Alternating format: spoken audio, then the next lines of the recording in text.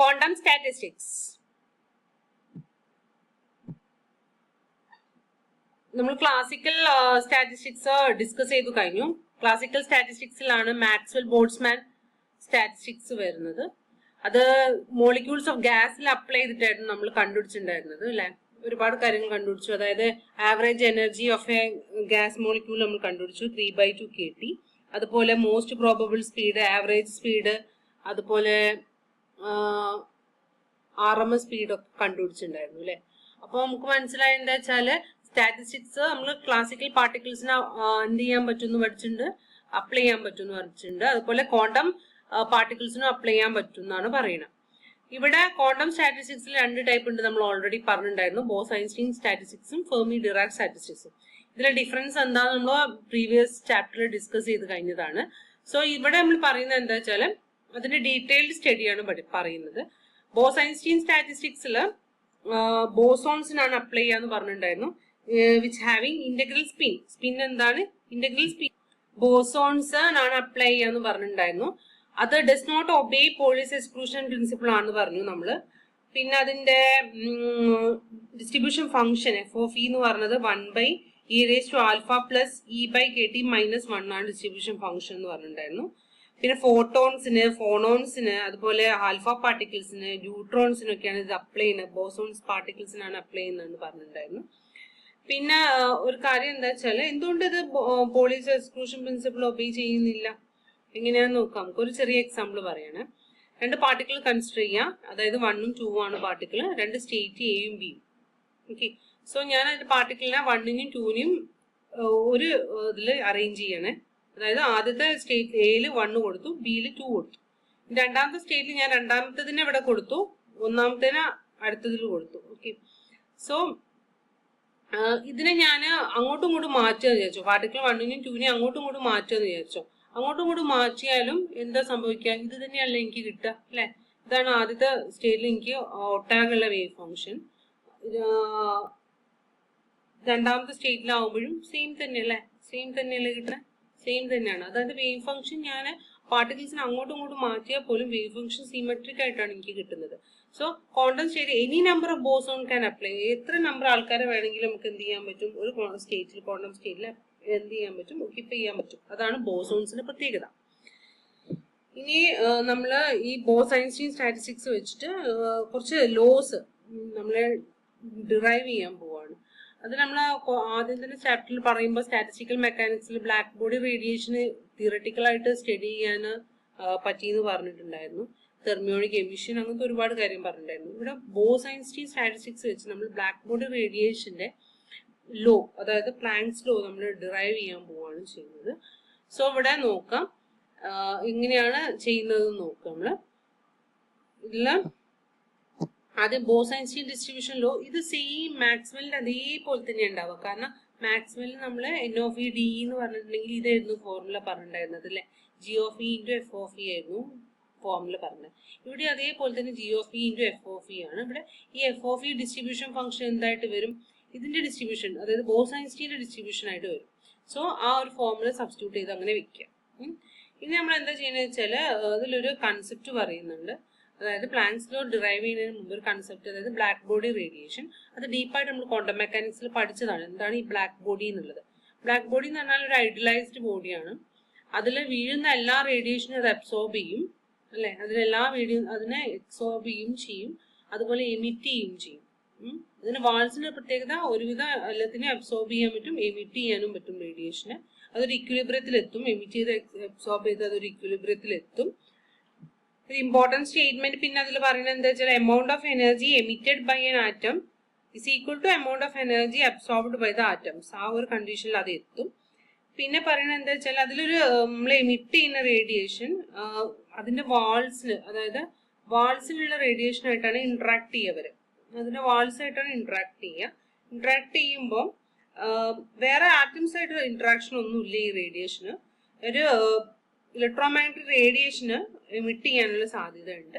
അത് composed of energy of particles, അതായത് electromagnetic പാർട്ടിക്കിൾസിന്റെ എനർജിനെയാണ് നമ്മൾ എന്തെന്ന് പറഞ്ഞാൽ വേവ് പാക്കറ്റിനെയാണ് നമ്മൾ എന്തെന്ന് പറയുന്നത് ഫോട്ടോൺസ് എന്ന് പറയുന്നത്. അപ്പോൾ അവിടെ ഉണ്ടാവുന്ന ഇലക്ട്രോമാഗ്നറ്റിക് റേഡിയേഷൻ അത് ട്രാപ്പ് ചെയ്യും എന്നാണ് പറയുന്നത്. ഇതിന്റെ വാൾസിൽ അത് ട്രാപ്പ് ചെയ്യും. സോ ആ റേഡിയേഷൻ നമ്മളൊരു ഫോട്ടോൺ ഗ്യാസ് ആയിട്ട് എടുക്കുകയാണ്. ഫോട്ടോൺ ഗ്യാസിൽ ബ്ലാക്ക് ബോഡി ഉണ്ടാക്കുന്ന റേഡിയേഷൻ നമ്മൾ ഫോട്ടോൺ ഗ്യാസ് ആയിട്ട് അസ്യൂം ചെയ്തിട്ടാണ് നമ്മൾ പ്ലാങ്ക്സിലോ ഡിറൈവ് ചെയ്യാൻ പോകുന്നത്. സോ പ്ലാങ്ക്സിലോ ഡിറൈവ് ചെയ്യുന്നതിന് മുമ്പ് സം അസംഷൻസ് നമ്മൾ എടുത്തിട്ടുണ്ട്. അതായത് ബ്ലാക്ക് ബോഡി പ്രൊഡ്യൂസ് ചെയ്യുന്ന റേഡിയേഷൻ ഫോട്ടോൺ ഗ്യാസ് ആണ്. ഫോട്ടോൺ ഗ്യാസ് എന്ന് പറഞ്ഞിട്ടുണ്ടെങ്കിൽ അതായത് light consist of packet of energy, അതിനാണ് നമ്മൾ ഫോട്ടോൺസ് എന്ന് പറയുന്നത് അല്ലെ. അതിന്റെ energy is equal to E is equal to h nu. നമ്മൾ പഠിച്ചതാണ് വർക്ക് ഫംഗ്ഷൻ ഫോട്ടോ ഇലക്ട്രിക് എഫക്റ്റിലൊക്കെ നമ്മളത് പഠിച്ചതാണ്. ലൈറ്റിന്റെ പാക്കറ്റ് ഓഫ് എനർജിനാണ് ക്വാണ്ടം തിയറി പ്രകാരം ക്രിസ്റ്റ്യൻ ഹൈജീൻസിന്റെ തിയറി പ്രകാരം ഫോട്ടോൺസിന്റെ energy is equal to h nu ആയിരുന്നു അല്ലെ. Is equal to h nu ആയിരുന്നു. അപ്പൊ നമ്മൾ ഫോട്ടോൺസിനെ നമ്മൾ ബോസോൺസ് ആയിട്ട് കൺസിഡർ ചെയ്തിട്ട് ആ പാർട്ടിക്കിൾസ് വെച്ചിട്ടാണ് നമ്മൾ എന്ത് ചെയ്യുന്നത്, ഈ പ്ലാങ്ക്സ് ലോ ഡിറൈവ് ചെയ്യുന്നത്, പ്ലാങ്ക്സ് റേഡിയേഷൻ ലോ ഡിറൈവ് ചെയ്യുന്നത്. ഈ ഫോട്ടോൺസിന് അങ്ങോട്ടും ഇങ്ങോട്ടും ഇന്ററാക്ഷൻ ഇല്ല എന്ന് ഞാൻ പറഞ്ഞു. ആ ബ്ലാക്ക് ബോഡിന്റെ വാൾസിനായിട്ട് മാത്രമേ ഇന്ററാക്ഷൻ ഉള്ളൂ. പിന്നെ ഫോട്ടോൺസ് എന്താണ്, ഇൻഡിസ്റ്റിങ്വിഷബിൾ ആണ്. Many photons can have same energy. എല്ലാ ഒരുപാട് ഇതിന് എന്ത് ചെയ്യും, സെയിം എനർജി ഉണ്ടാവാം. പക്ഷെ ഫെർമിയോൺസിന്റെ കേസിൽ ഒരൊറ്റ സ്റ്റേറ്റിൽ ഒരൊറ്റ പാർട്ടിക്കിളിന് ഒരു എനർജി ഉണ്ടാവുകയുള്ളൂ. കുറെ പാർട്ടിക്കിൾസിന് ഒരു എനർജി ഉണ്ടാവില്ല. ഇതിന് ഒരേ പാർട്ടിക്കിൾസിന് സെയിം എനർജി ഉണ്ടാവും. പിന്നെ ഇത് ബോസോൺസ് ആണ്. അത് ബോസൈൻസ്റ്റി സ്റ്റാറ്റിസ്റ്റിക്സ് ഒബേ ചെയ്യുന്നുണ്ട്. ഓക്കെ, ഇനി ഇതിൽ നമ്മളെ NOVDE ഫോർമുല ഇതാണ്. ആൽഫ എന്ന് പറയുന്നത് ഫോട്ടോൺസിന് it is equal to large number of photons ഉണ്ടായതുകൊണ്ട് തന്നെ ഇത് ഈസ് ഈക്വൽ ടു എന്താണ്, 0 ആണ്. ആൽഫ ഈസ് ഈക്വൽ ടു 0 ആണ്. അതായത് photons are created and destroyed. അപ്പം ഉണ്ടാവും അപ്പം പോവും, അപ്പം ഉണ്ടാവും അപ്പം പോവും. അപ്പൊ അതുകൊണ്ട് തന്നെ അതിനെ ആൽഫ എന്ന് പറയുന്നത് ആ കോൺസ്റ്റന്റ് ഇതിൽ പറയുന്നുള്ളൂ. അത് നമുക്ക് ഡിറ്റർമിൻ ചെയ്യണം എന്നാണ് പറഞ്ഞിട്ടുണ്ടായിരുന്നത്. ഈ ആൽഫ അതിന്റെ കേസിൽ എന്താണ്, 0 ആണ്. ഓക്കെ, ഇനി നമ്മൾ എന്ത് ചെയ്യാന്ന് വെച്ചിട്ടുണ്ടെങ്കിൽ ഇതാണ് അപ്പൊ നമ്മളെ NOVDE അല്ലെ.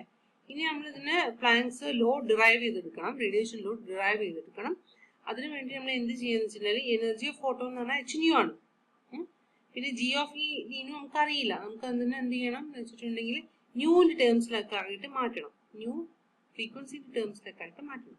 അപ്പൊ എന്ത് ചെയ്താൽ നമുക്ക് വെറുതെ അതിൽ ന്യൂ ഡി ന്യൂ കൊടുത്താൽ മതി. അതായത് ഈ പി വന്നപ്പോ PdV ആയിരുന്നില്ലേ, ന്യൂ വരുമ്പോൾ ന്യൂ ഡി ന്യൂ എന്നുള്ള ഇതിലേക്ക് മാറ്റുക. അപ്പൊ ഈ എന്നുള്ള സ്ഥലത്ത് എന്ത് ചെയ്യുക, h nu കൊടുക്കാം. മറ്റേ നമ്മളെ p²/2m ആയിരുന്നു കൊടുത്തിട്ടുണ്ടായിരുന്നു അല്ലെ. p²/2m പിക്ക് പകരം 2me √2me ആയിരുന്നു കൊടുത്തിട്ടുണ്ടായിരുന്നത്. ഇവിടെ നമ്മൾ എന്ത് ചെയ്യുക, ഇക്ക് പകരം h nu കൊടുക്കാം. അപ്പൊ ഇങ്ങനെ ഒരു ഫോർമുലയിലേക്ക് മാറും. Number of photons in the frequency new and h nu plus d nu എന്ന് പറഞ്ഞാൽ ഇങ്ങനെ ഒരു ഫോമിലേക്ക് വരും. അതിന്റെ ഈനൊക്കെ എന്താക്കാണ്, h nu ആക്കിയിട്ട് മാറ്റി എഴുതുക മാത്രമാണ് ചെയ്തിട്ടുള്ളത്. ഇനി അടുത്ത് നമുക്ക് എന്ത് ചെയ്യണം, G of nu d nu കണ്ടുപിടിക്കണം. G of nu d nu കണ്ടുപിടിക്കണമെങ്കിൽ നമുക്ക് ആകെ അറിയുന്ന G of p യും p പ്ലസ് dpന്റെ ഇടയിലുള്ളതിനെ കണ്ടുപിടിക്കാൻ ഇതായിരുന്നു ഫോർമുല. ഇത് നമ്മൾ സിംപ്ലിഫൈ ചെയ്തിട്ടായിരുന്നു ഫോർമുല കണ്ടുപിടിച്ചിട്ടുണ്ടായിരുന്നു. ഇവിടെ പക്ഷെ പിക്ക് പകരം എന്താണ്, പി എന്ന് പറഞ്ഞാൽ h nu/c ആണ് ഫോർമുല. PC അതായത് ഫോട്ടോൺസിന്റെ എനർജി എന്ന് പറഞ്ഞാല് E = h nu ആണ്. അതുപോലെ P എന്ന് പറഞ്ഞാല് E/c ആണ്. അപ്പൊ h nu/c ആണ്.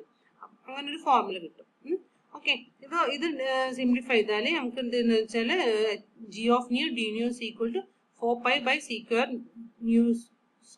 d nu v എന്നുള്ള ഫോർമുല കിട്ടും. ഇതിന് വേണ്ടി ഞാൻ സിമ്പിൾ ഫോർമുല നിങ്ങൾക്ക് പറഞ്ഞു തരാണ്. സിമ്പിൾ ഫോർമുല എന്താ വെച്ചാല് നമ്മൾ നേരത്തെ കണ്ടുപിടിച്ചിട്ടുണ്ടായിരുന്നു അല്ലെ, ആ മൊമെന്റം സ്പേസിൽ G of p dp എന്ന് പറഞ്ഞാല് 4πp² dp v/h³ നമ്മൾ കണ്ടുപിടിച്ചിട്ടുണ്ടായിരുന്നു. അതിൽ പിക്ക് എന്ത് ചെയ്യുക, h nu/c സബ്സ്റ്റിറ്റ്യൂട്ട് ചെയ്യാം. ഇത് ഡയറക്റ്റ് ആയിട്ട് h nu/c കൊടുത്തു കഴിഞ്ഞാൽ G of nu d nu എന്ന് പറയുന്നത് എന്ത് കിട്ടും, 4π² d nu v/c³ കിട്ടും. സോ ഇതെല്ലാം കുറച്ചുകൂടി ഈസി ആയിട്ട് വരുന്നത്. സോ ഞാൻ ഇതിൽ ഡയറക്റ്റ് ആയിട്ട് സബ്സ്റ്റിറ്റ്യൂട്ട് ചെയ്ത് G of nu d nu കണ്ടുപിടിക്കാം.